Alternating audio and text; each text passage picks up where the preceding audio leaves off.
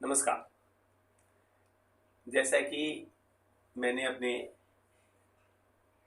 घोषणा में बताया था, आप लोगों को एक मैसेज के माध्यम से सूचित किया था कि प्रत्येक रविवार 2 क्लास हारमोनियम का रहेगा, जो इस रविवार से हमने प्रारंभ किया है, जिसमें एक हारमोनियम और दूसरा गायकी का vocal, instrumental and vocal 2 classes हमने रखा है। और इसमें जो भी इच्छुक लोग हैं वो ऑनलाइन या ऑफलाइन के माध्यम से जुड़ सकते हैं। पहला क्लास रिक्वेस्ट करके फ्री क्लास ले सकते हैं। उसके बाद पर क्लास 500 रुपीज का चार्जेस है।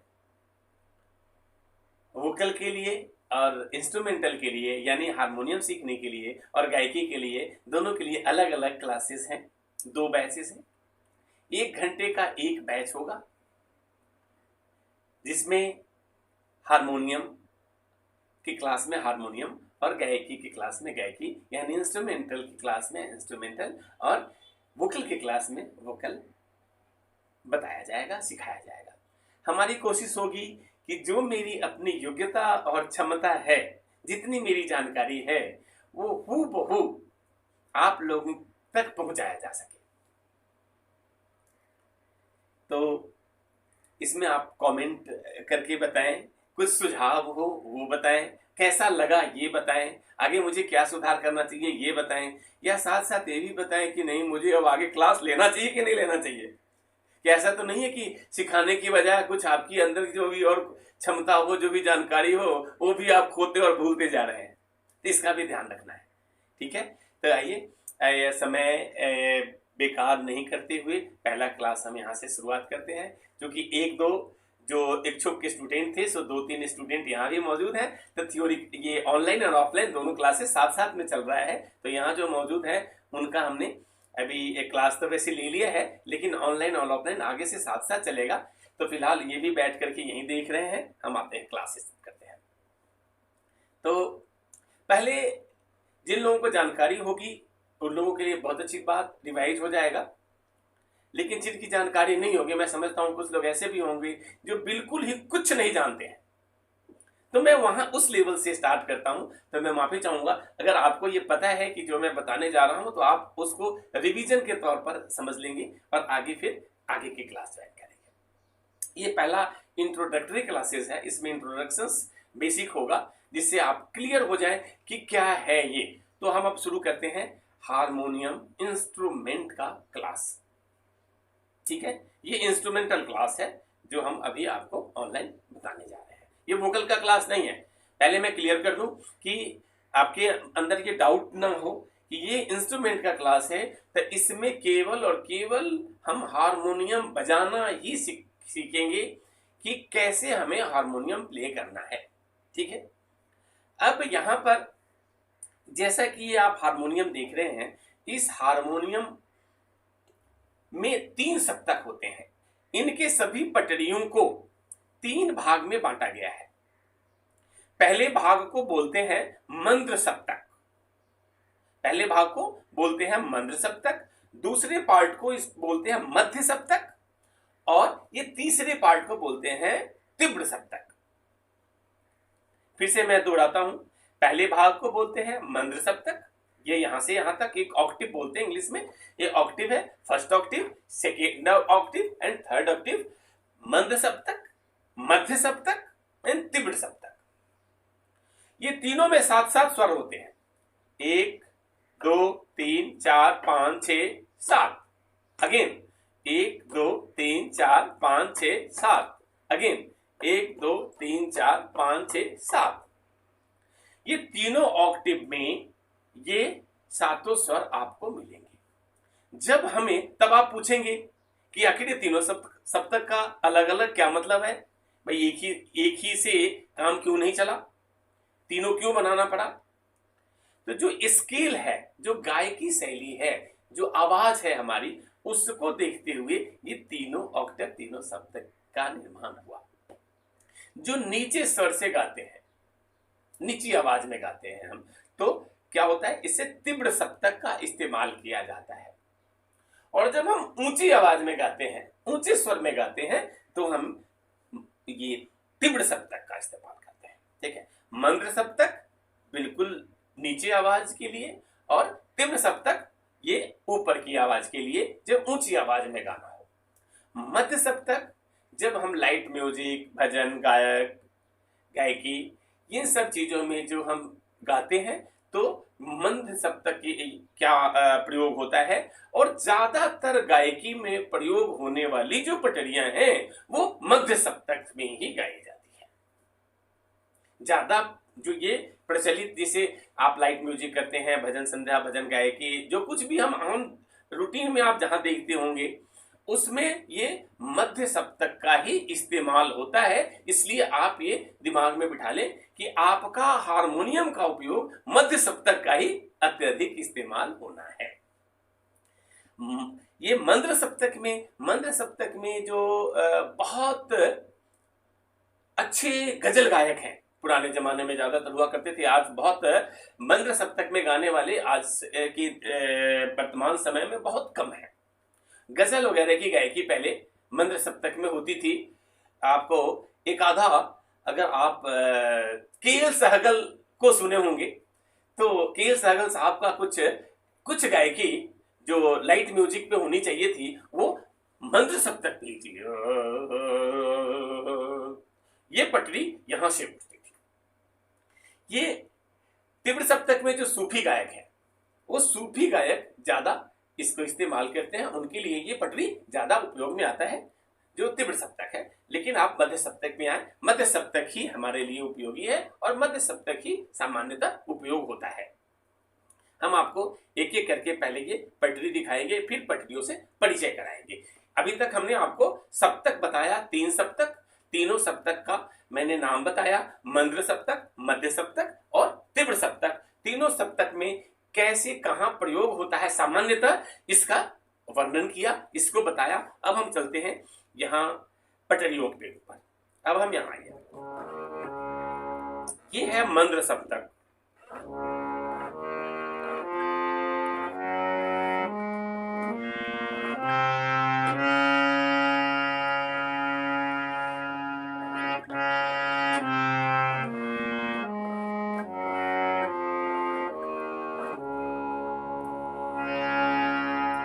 ये मंद्र सप्तक है। इस मंद्र सप्तक के लिए अब यहां से अब हम चलेंगे मध्य सप्तक में। तो मध्य सप्तक यहां से यहां तक है। अब मध्य सप्तक क्या है? अब मध्य सप्तक की पटरी बजाते हैं, इसके स्वर को देखते हैं। मध्य सप्तक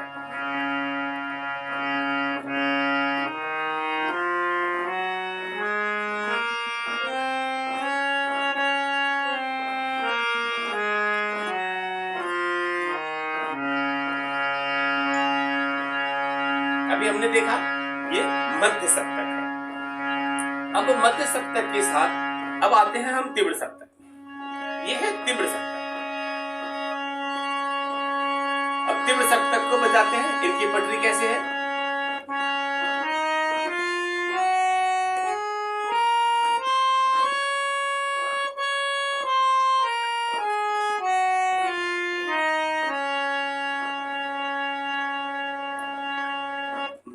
मंद्र सप्तक, मध्य सप्तक, तीव्र सप्तक। पटरी फिर से बजाते हैं हम। पहले फिर से शुरू करते हैं मंद्र सप्तक से। सा रे गा मा पा दा नी सा, सा नी धा पा मा गा रे सा। मंद्र सप्तक। मैं बोल इसलिए रहा हूं, ये हारमोनियम की क्लास है, इसको हम उच्चारण इसलिए कर रहे हैं, स्वर इसलिए दे रहे हैं ताकि आप थोड़ा स्वर के बारे में समझ सकें कि कौन सी पटरी की कौन सी आवाज है। आगे की क्लास में हम इसके विस्तृत से जानेंगे, देखेंगे। लेकिन अभी हमने ये देखा कि यदि मैं स्वर दूंगा तो शायद थोड़ी और क्लियरिटी आपकी बढ़ेगी। तो ये मंद्र सप्तक सा रे गा मा पा दा नी सा, सा नी धा पा मा गा रे सा। मध्य सप्तक में देखेंगे अब वही हमने मध्य सप्तक बजाया है तो आपने आवाज देखा है। अब ये मध्य सप्तक में अब सेम आवाज देखेंगे कि आवाज कैसे बदलता है पटरियों का। मैं उच्चारण करूंगा, पहले मैंने बिना उच्चारण किया है, बिना स्वर दिए बजाया था। अब मैं पटरियों को आवाज देके बताऊंगा ताकि आपकी और बार क्लियरिटी आ जाए और थोड़ी सी आप क्लियर हो जाए इसके बारे में। सा रे ग म प ध नि सा, सा नि ध प म ग रे सा।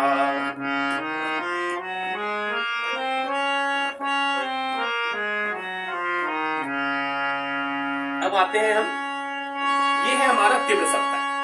तीव्र सप्तक का जैसे मैंने बताया कि ये ज्यादातर सूफी गायकी में इस्तेमाल होता है। ऊंचे स्वर का गाना भजन गाना गाया जाता है इसमें।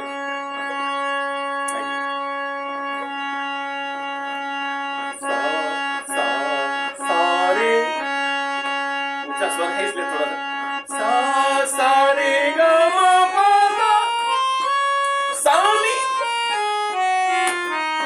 ऊंचा होने की वजह से सर मैंने नहीं लगाया क्योंकि वहां तक आवाज पहुंचेगी नहीं। उसके लिए थोड़ी साधना और थोड़ा पहले से वोकल का प्रयास करके फिर बजाता तो शायद मैं पहुंच जाता। सा सा,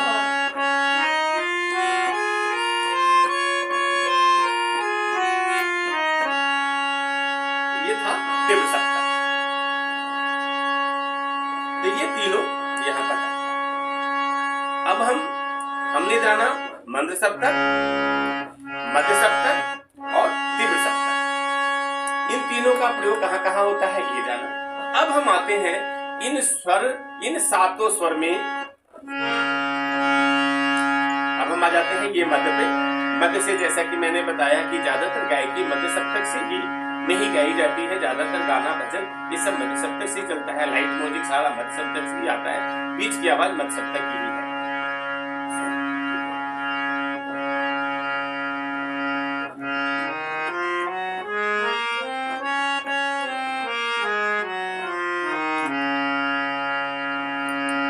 सा से सा, इस सा से इस सा तक।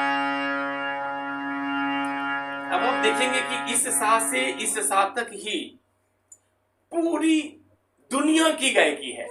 चाहे आप किसी भी भाषा में गा रहे हो तो आप कहां से गा रहे हैं, इस पटरी से इस पटरी तक। किसी भी ऑक्टेव में ले लें आप। मैं क्योंकि मध्य में बजा रहा हूं इसलिए मैं मध्य की पटरी पे ही हमारी उंगली है, आपको दिखाने के लिए मैंने यहां मध्य पे रखा हुआ है। लेकिन आप किसी ऑक्टेव को ले लें, किसी भी ऑक्टेव में यहां से 7 बजाएं, यहां से 7 बजाएं या यहां से 7 बजाएं, किसी ये इतने पे ही बचता है।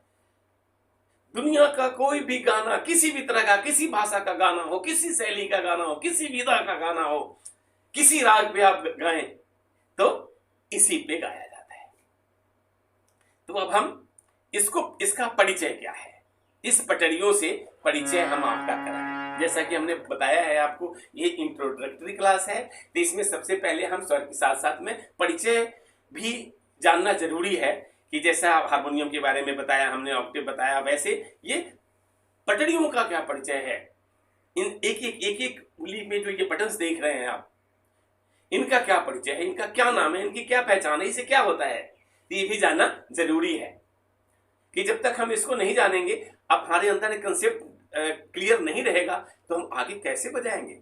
अलग अलग धुन पर अलग अलग गाना, अलग अलग भजन पे हमें ये बजाना है तो हम कैसे बजाएंगे, इसके लिए ये जानना बहुत जरूरी है। यहां से यहां तक ये जो 7 है, सा रे गा मा पा धा नी सा, इसी 7 स्वर पे सब कुछ बजता है।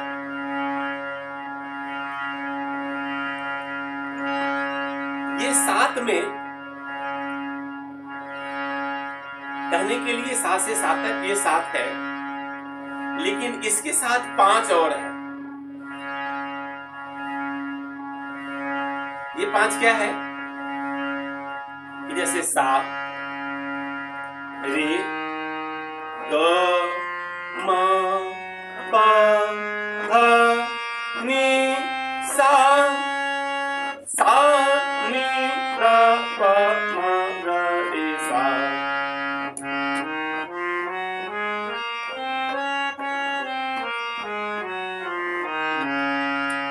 इन सात में जो हम सारे गामा पाधा निशा बजा रहे हैं, इन पटरियों के बीच में जो पटरी है, तो आपने नोटिस किया होगा कि हमने बजाया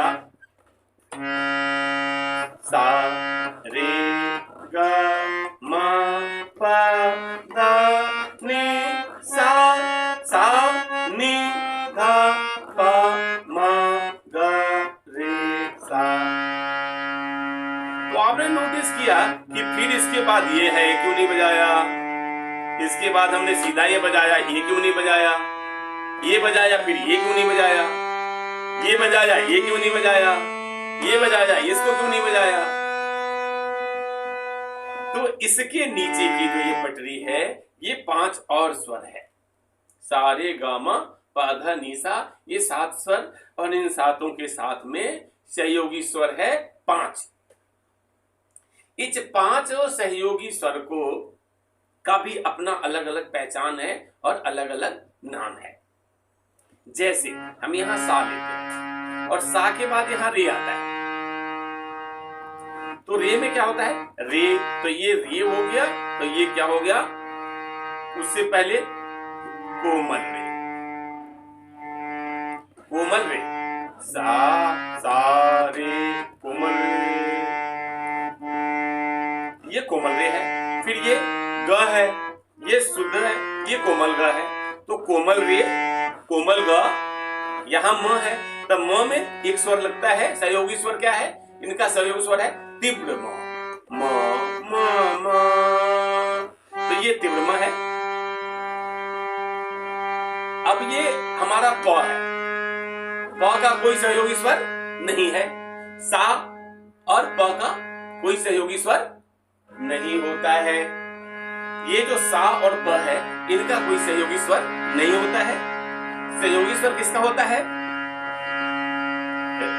रे का कोमल रे, ग का कोमल ग, म का तीव्र म, ध का कोमल ध, और नी का कोमल नी।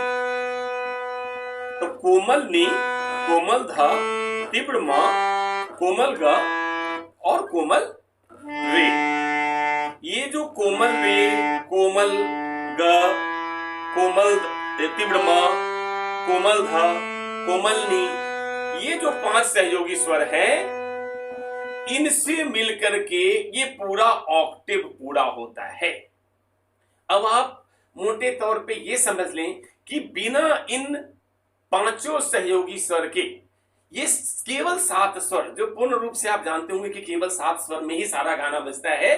तो अब आप इस चीज को समझ लें, आपके नॉलेज में बहुत सारे लोगों को अब तक ये पता होगा कि केवल 7 स्वर ही है, 7 स्वर ही है। तो आप ये जान ले कि 7 स्वर नहीं है। कितने स्वर है? 12 स्वर है।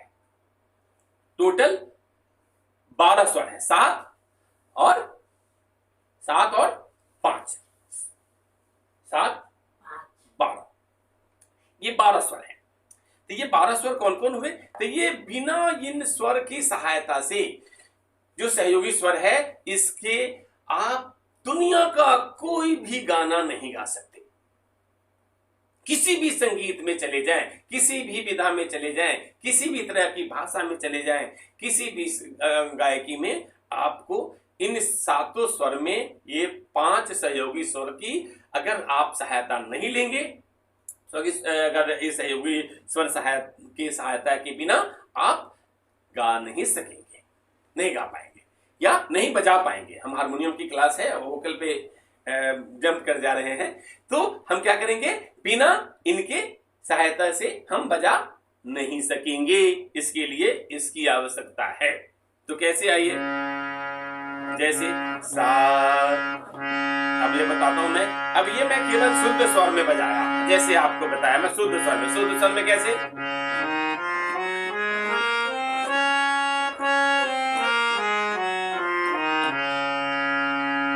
अब हम इसका अब क्या करेंगे? दूसरे में इसमें कोमल स्वर का भी साथ लेके बजा रहे हैं।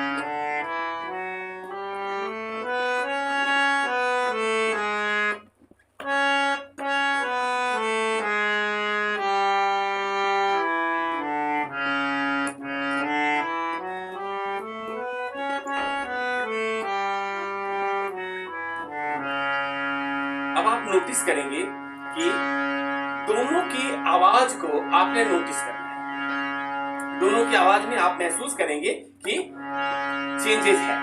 सुनने में जब आप सुनेंगे गौर से तो दोनों का जो साउंड है, ये दोनों का साउंड बहुत भिन्न है। आप सुनेंगे शुद्ध में,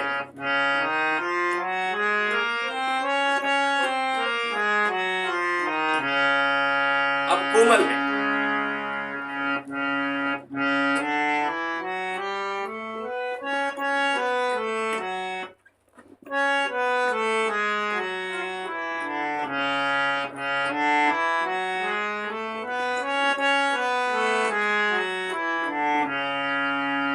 महसूस किया आपने क्या? महसूस करते। तो सा और प में का कोई सहयोगी स्वर नहीं है। सा और प और म रे ग प ध नी, इन पांचों स्वर के सहयोगी स्वर हैं। म के सहयोगी स्वर को तीव्र कहते हैं और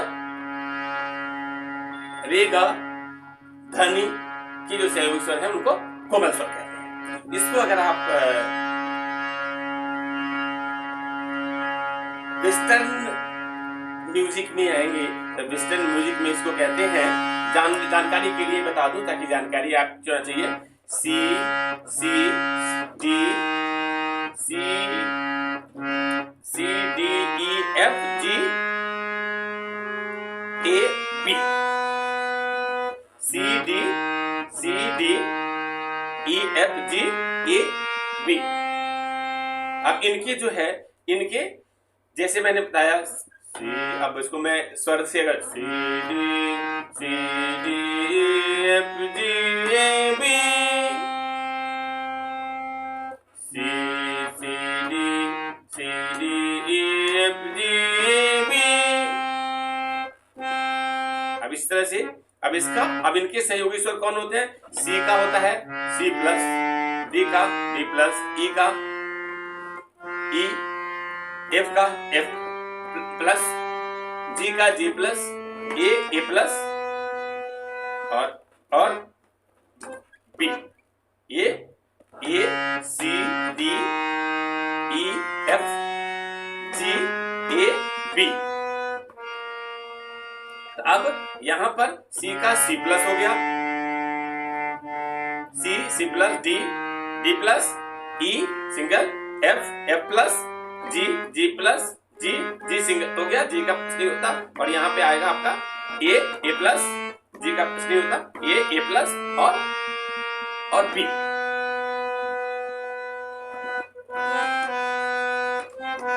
सी minus B plus, C D E F G A B. वैसे बोलचाल में अगर आप कहीं हारमोनियम प्ले कर रहे होंगे, किसी भी पटरी इंस्ट्रूमेंटल अगर आप प्ले कर रहे होंगे, तो जनरल बोलचाल की भाषा में इसको पहली काली, दूसरी काली ऐसे करके भी संबोधन किया जाता है। जनरल बोलचाल में अगर आप सामान्य जगह पे अगर पटरी बजा रहे हैं, हारमोनियम बजा रहे हैं, और तो आपको ये भी याद रखना जरूरी है कि पहली काली, दूसरी काली के नाम से भी संबोधन इसको किया जाता है। पहली काली का मतलब हुआ कि ये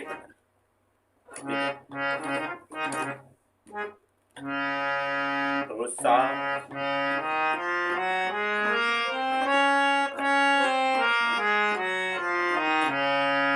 तो ये स्वर जो है हमारा यहां से यहां तक ये जाएगा। तो आइए अब हम यहां से प्रैक्टिस करते हैं, ठीक है। अब जिन जिन लोगों के पास हारमोनियम हो, अब अपने अपना हारमोनियम निकाल लें। आप लोग अपना अपना हारमोनियम निकालें और हारमोनियम निकालकर हमारे साथ यहाँ पर इन पटरियों पे आए। पहले इस सांस को इस सा से सा का मेल कराएं। बोल लिया आपने? किन किन लोगों ने अपना हारमोनियम ओपन किया है? कमेंट बॉक्स में आप कमेंट करके भी बताते रहें कि आपने किन किन लोगों ने ओपन किया है और अब तक की क्लास में किन किन लोगों को कैसा लगा, कितनी क्लियरिटी आई, क्या सही लगा, क्या गलत लगा। क्योंकि मैं आपको क्लियर कर दूं, बता दूं, ये मेरा पहला क्लास है, पहला आई मीन कि मेरे लाइफ का पहला क्लास है ये हारमोनियम का ये पहला क्लास ले रहा हूँ। पता नहीं पिछले दिनों क्या मेरे मन में आया कि मैंने सोचा कि रविवार के दिन मैं हारमोनियम लेके वैसे बैठता हूँ अकेले और कुछ रियाज नहीं कर पाता हूँ, तो इसी बहाने हमारी अपनी खुद की प्रैक्टिस भी हो जाएगी। और मन अब मेरा लगाव है म्यूजिक संगीत से रहा है हमेशा से, तो एक आदत सी है। तो मैं अपना रूटीन बनाने के लिए तो मैंने सोचा कि शायद ये अगर मजबूरी आ जाए कि मैं क्लास ले रहा हूँ तो मेरी बाध्यता हो जाएगी कि आप लोगों के साथ जुड़ने के बहाने ही मैं अपनी प्रैक्टिस कर सकूं। तो ये मेरा पहला क्लास है, तो आप लोग को सुझाव जो कुछ भी देना है, कैसा लगा नहीं लगा आप जरूर बताएंगे, ठीक है। बुरा लगा वो भी बताएंगे, ठीक है, ताकि मैं सुधार सकूं या फिर ऐसी हट को त्याग सकूं, ठीक है।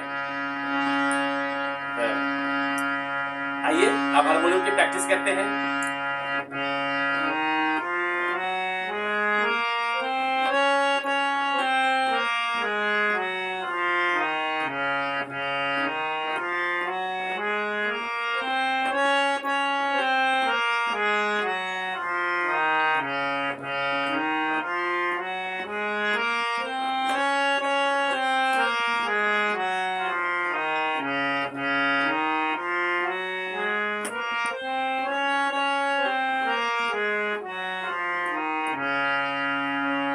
यहाँ आवश्यक हो गया है कि मैं एक क्लैरिटी दे दूं, एक स्पष्टीकरण दे दूं कि मैं उल्टे हाथ से बजाता हूं, ठीक है। मैं उल्टे हाथ से बजाता हूं, तो आप यदि उल्टे हाथ वाले नहीं हैं तो आपने क्या करना है, आपने इस हाथ का प्रयोग करना है। मैं आता हूं, आपको इस हाथ का प्रयोग करना है और आपने पटरी बजानी है।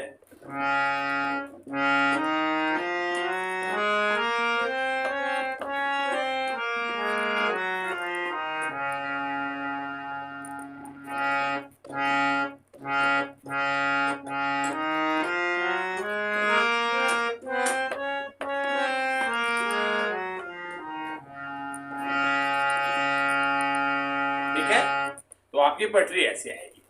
अब इसमें क्या है कि अब जिन लोगों का सीधा हाथ है तो उनका क्या है, फिंगर, फिंगर पहचान ले, ठीक है। अब जिसमें से चूंकि हारमोनियम प्ले करने में इस किस फिंगर का कहाँ इस्तेमाल होता है यह बहुत जरूरी है। तो जो लोग सीधे हाथ से बजा रहे हैं उनके लिए देखिए,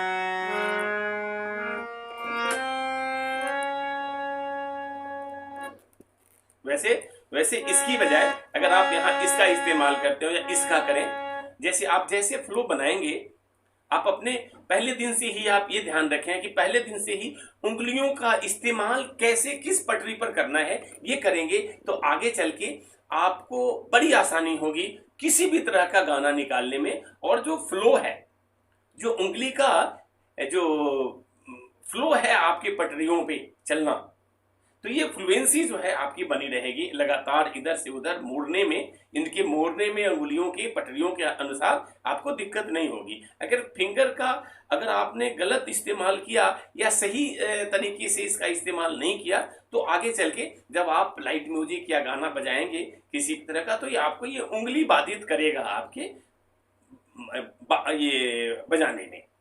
इसलिए पहले ये ध्यान रखें कि इन दोनों पे ऐसा रखना है। पहले ये ध्यान रखें ये पटरी पे ऐसे रहेगा, फिर इसका ऐसे रहेगा, ये सीधे हाथ वालों के लिए है, ये रहेगा, और फिर ये रहेगा,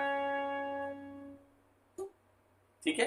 अब आप ये यहाँ पे कोशिश करें कि यहाँ पे अंगूठा रहे, ये जो थंब है ये अंगूठा आपका ये यहाँ नीचे वाले पटरियों पे आए, ठीक है। अब ऐसे रहेगा,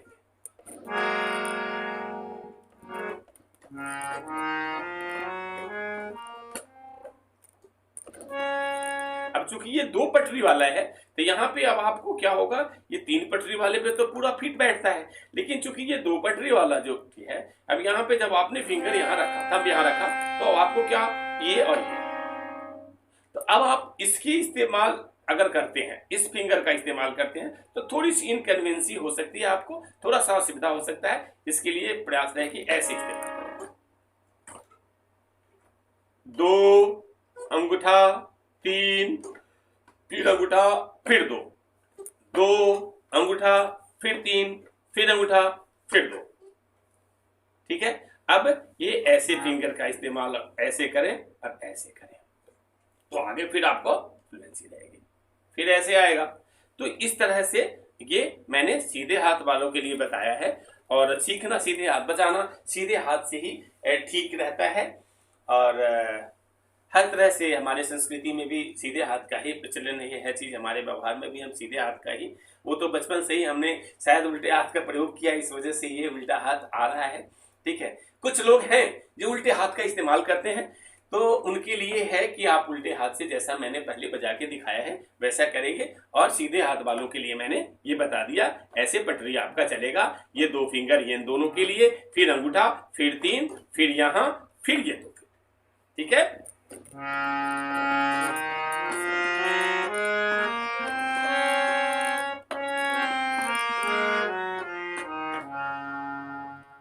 ठीक है। तो अब मैं आ जाता हूं यहां फिर अपने इस चीज पे। तो उल्टे हाथ वाले के लिए क्या है कि जो उल्टे हाथ से बजाते हैं तो उसके लिए यहाँ ये, उनके लिए ये 2 फिंगर, फिर अंगूठा, फिर ये 3 फिंगर, फिर ये अंगूठा, फिर ये 2 फिंगर।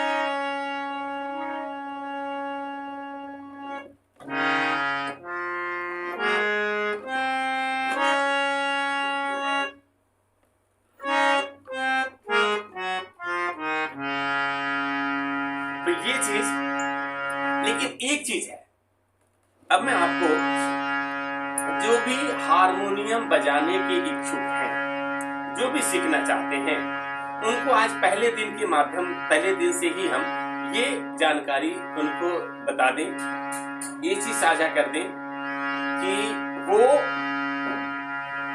कभी भी इस चीज का इस्तेमाल, जब आप हारमोनियम सीख रहे हो तो कम से कम 1 से 2 महीने आप कुछ और ना बजाएं। कम से कम 1 महीने आपकी जरूर, जब आप सीख रहे हो तो नियम, उससे क्या होगा कि जो ये पटरी का जो आपका चाल है, जो फ्लो आप बनाने जा रहे हैं, वो फिर आपका प्रॉपर नहीं बन पाएगा, सही ढंग से नहीं बन पाएगा। तो केवल जो बताया जा रहा है आपने ये यही करना है, प्रत्येक दिन यही करना है। थोड़ा बोरियत है, लगेगा अरे यार ये तो बेकार चीज है, आप बोर हो जाएंगे, थक जाएंगे, लेकिन आप एक साधना समझकर ये काम करें, केवल यही बजाना है।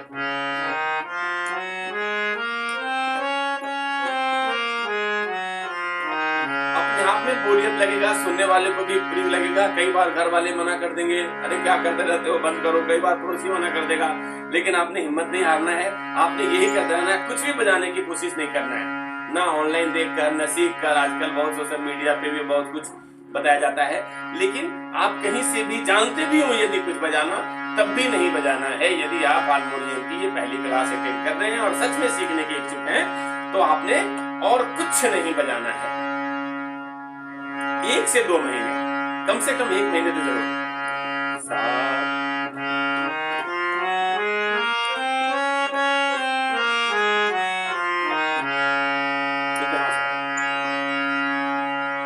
तो यहाँ ये इतनी चीजें आपको बजाना है, और 1 महीना केवल हम यही चीज नहीं बताएंगे। 1 महीना ये केवल और केवल इतना ही नहीं सारे गामा बताया जाएगा, फिर अगली क्लास में जो चीज बताया जाएगा वो अलग होगा।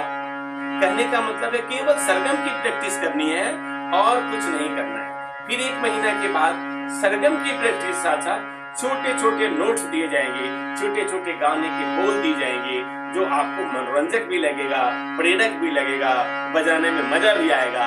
और तब आप लोगों के बीच में जब बजाएंगे, तब वही लोग जो आपसे 1-2 महीने दूर हो गए थे, जो आपको मना करते थे, आपसे दुखी हो गए थे, वही लोग आपकी सराहना करेंगे और आपको ढूंढेंगे कि भैया आओ 10 मिनट 5 मिनट बैठकर आपके साथ संगत भी करेंगे।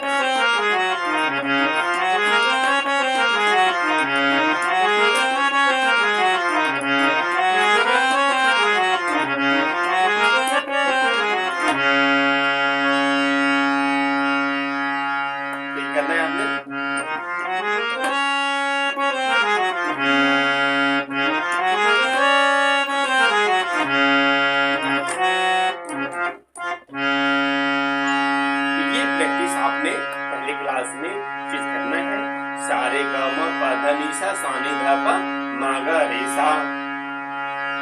और ये पहले शुरू में थोड़ा सा डिफिकल्ट आपको लगेगा, कभी सा होगा, फिर आपकी फ्लुएंसी बढ़ेगी और आप धीरे धीरे धीरे धीरे स्पष्ट ये दिखना है कि आवाज स्पष्ट निकल रहा है, एक बैलेंस रिदम में निकल रहा है। जैसे सा में जितना समय रे ग, ऐसा नहीं हो कि सा रे तो जल्दी आ गया, ग पर टाइम लग रहा है, फिर बराबर आना चाहिए। एक चूंकि सा से सा की दूरी इक्वल है, एक स्वर से दूसरे स्वर की दूरी इक्वल है, तो आपका भी ये जो पटरी बचे तो आप भी ऐसी ही समय का इस्तेमाल उपयोग करें।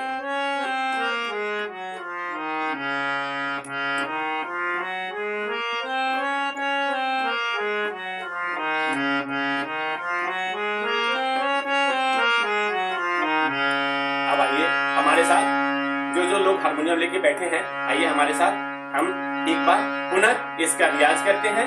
इसी सरगम का रियाज करेंगे, फिर अगली क्लास में हम आगे बहुत कुछ बिल्कुल सुलभ ढंग से, सुगम तरीके से हम आपसे को के साथ सीखने वाले हैं कि कैसे कैसे एक एक चीज और क्या क्या सरगम का इस्तेमाल हो, कौन कौन सी पटरी बजे, जिससे आप बहुत आसानी से बहुत कम समय में आप हारमोनियम वादन सीख सकें, अच्छे ढंग से बजा सकें। कल को आप भजन कीर्तन रामायण पाठ सुंदरकांड किसी भी चीज में आप हारमोनियम बजा सकें, पटरियों के साथ नाची जा सकें।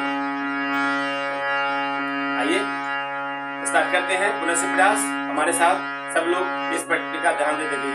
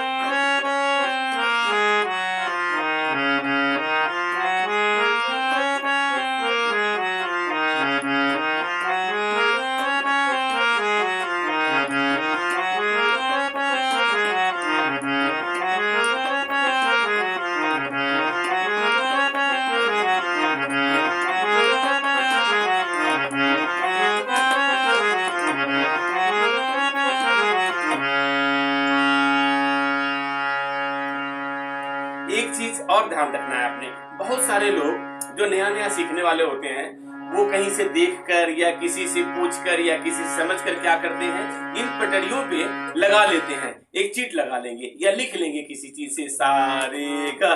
नो, इसकी इजाजत नहीं है। अगर आप सही में सीखना चाहते हैं और हारमोनियम में ज्ञान हासिल करना चाहते हैं, अच्छा बजाना चाहते हैं, अच्छे से सीखना चाहते हैं, कम समय में आप हारमोनियम की अच्छी शिक्षा लेना चाहते हैं, तो कदापि कभी भी भूल कर भी इस पटरियों पे आप नहीं लिखें। जैसा कि मैंने बताया है कि सभी स्वर पे सा है, सभी स्वर पे रे है, सभी पे गा है, सभी पे माँ है। मैंने आपको समझाया है तीनों ऑक्टेव का, तीनों एक एक पटरिया का, जहां से भी उठाएंगे वहीं से सरगम बजेगा। तो ये हम चूंकि हमने इसको सा माना, इसलिए यहां से यहां सा आ रहा है। तो हम ये आगे की क्लास में फिर आपको बताएंगे कि प्रत्येक पटरी से सा निकलता है, प्रत्येक से रे निकलेगा, प्रत्येक से गा निकलेगा। इसलिए किसी भी विशेष पटरी को सा का पर्ची ना लगाएं, सा ना लिखें, क्योंकि आप लिखेंगे तो क्या होगा, आपके दिमाग में ये चीज बैठेगा कि यही सा है। फिर आगे चल के आप अच्छा नहीं बजा पाएंगे, अच्छी पटरी प्ले नहीं कर पाएंगे, अच्छा हारमोनियम प्ले नहीं कर पाएंगे, अच्छा हारमोनियम नहीं सीख पाएंगे। इसलिए ये ध्यान रहे, कभी पटरी पर नहीं लिखना है। ये आपने अपने दिमाग में ये बिठाना है, श्रवण करते हुए मस्तिष्क में अपने ये चीज बिठाकर अंगुली को इशारा करना है कि कहां से हम सा शुरू करेंगे तो अगला सा कहां होगा, और उस बीच की जो दूरी है तो कौन कौन सा स्टेशन आएगा। जैसे आप समझ लें कि एक आपने दिल्ली से लुधियाना जाना है, अब दिल्ली से लुधियाना जाना है, आपको पता है कि दिल्ली से आपने ट्रेन ली और लुधियाना जा रहे हैं अभी, अब ये कौन कौन सा स्टेशन कितने कितने देर में आया, आपने स्लीपर बर्थ पे आप सोए हुए हैं, ठीक है। अब आपने पहले गाड़ी रोकी, पता चला कि हाँ गाड़ी रुक गई है, तब आपको पूछने की जरूरत नहीं है। गाड़ी अगर पहले स्टॉप पे रुकी है तो आपके मन में बैठा हुआ है कि ये अगर रुकी है तो ये कौन सा जंक्शन होगा। अब आप यहां से जा रहे हैं तो पता है कि अब आप जैसे पहुंच रहे हैं, जा रहे हैं जी, ये क्या है, ये गाड़ी तो सोनीपत में रुकती है दिल्ली से खुलने के बाद, या कुरुक्षेत्र में रुकती है, अंबाला में रुकती है। तो ये आपके दिमाग में ये चीज बैठा हुआ, आपसे हुए पहली बार स्टॉपेज लिया अगर ट्रेन ने, तो आपके दिमाग में चीज है लिया, मतलब ये आ गया, दूसरी बार लिया ये आ गया, आपको उतरने और जाने की जरूरत नहीं है, माइंड में बैठा हुआ है। तो अब कई बार चेन पुल करके लोग रोक देते हैं, उसकी बात मैं नहीं कर रहा हूं। कई बार लाइन क्लियर नहीं है तो सिग्नल ना मिलने की वजह से अगर कहीं अनचाहे स्टेशन पे रुक गया जहां उसका स्टॉपेज ना हो, तो उसकी बात हम नहीं कर रहे हैं, ट्रेन की जब हम बात कर रहे हैं। तो ये यहाँ पर इसलिए आपके मन में ये चीज बैठाना है कि यहाँ से यहाँ ये दो स्टेशन है और बीच की जो सारी स्टेशन है इन दोनों के बीच में, तो हम यहाँ से चल रहे हैं तो कैसे आ रहे हैं, तो ये बैठा हुआ है हमारा इतने समय से इतने समय की दूरी पर, इस बीच में जैसे हम 7 से 7 तक चलेंगे तो हमें ये हमारे माइंड में बैठना चाहिए कि 7 से 7 की दूरी तक कितने स्टेशन है, तो रे गा मा पा धा नी। 7 से 7 तक की 7 से 7 तक की दूरी तय करने के लिए रे गा मा पा धा नी ये इतने स्टेशन आते हैं।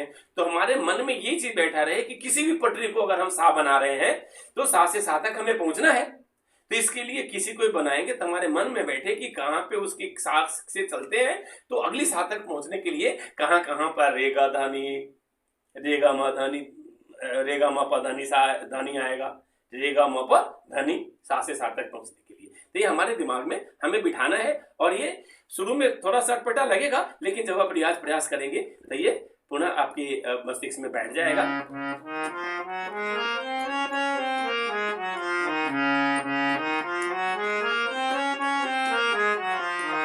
तो उम्मीद करता हूं कि आप अपना जो भी आपके दिनचर्या है, आप अपने दिनचर्या से समय निकालकर इसको प्रत्येक दिन ईमानदारी से प्रयास करेंगे, ईमानदारी से रियाज करेंगे, और रियाज करके आप अपना, आपके पास ये नंबर होगा, आप व्हाट्सएप कर सकते हैं, आप फेसबुक पे मैसेज ड्रॉप कर सकते हैं, या आप जो भी आपका सोर्सेज हो कम्युनिकेशंस का आपके पास जो भी हमारा कांटेक्ट हो, आप उसके माध्यम से आप हमें संपर्क कर सकते हैं, आप फीडबैक दे सकते हैं। कोई त्रुटि कोई समस्या आ रही हो अगर रियाज में, आप पूछ सकते हैं फ्रीली, कोई चीज नहीं है, आप मैसेज ड्रॉप करेंगे, हम आपको उसके मैसेज पे हम आपको उसका जवाब दे देंगे, रिप्लाई करेंगे। अब अगली क्लास में हम फिर आपको विशेष रूप से क्या क्या चीज करना है, क्या क्या चीज है, प्रत्येक दिन एक नई चीज सीखेंगे, फिर पीछे का रियाज करेंगे, पीछे की रियाज के साथ फिर नई चीज को सीखेंगे, फिर उसका रियाज करेंगे, और फिर जब हम इन पटरियों का रियाज करने के साथ साथ में 1 महीने के बाद फिर हम क्या करेंगे कि बीच बीच में गाना हम अपना निकालेंगे और गाने का चीज करेंगे। आपको मैं बता दूं कि हमारा एक वोकल का क्लास अलग से होता है, जो लोग इंटरेस्टेड हैं, जो लोग इच्छुक होते हैं वोकल के लिए, वो वोकल में ज्वाइन कर सकते हैं, वोकल का आ सकते हैं। उसमें हम लाइट म्यूजिक गायकी सीखते हैं, भजन कैसे गाना है, गाना कैसे गाना है, गजल कैसे गाना है, आमतौर पर जो हम कीर्तन भजन रामायण पाठ सुंदरकांड करते हैं, इसमें कैसे गाना है, तो ये वोकल का क्लास हमारा अलग चलता है जो गायकी शैली में है। जो लोग दोनों क्लास करना चाहते हैं वो दोनों कर सकते हैं, ठीक है। तो आइए फिर अगली क्लास में मिलते हैं, और फिर तब तक के लिए नमस्कार, प्रणाम। अगली क्लास में आपके फीडबैक के साथ, आपके मुद्दों के साथ फिर मिलते हैं, तब तक के लिए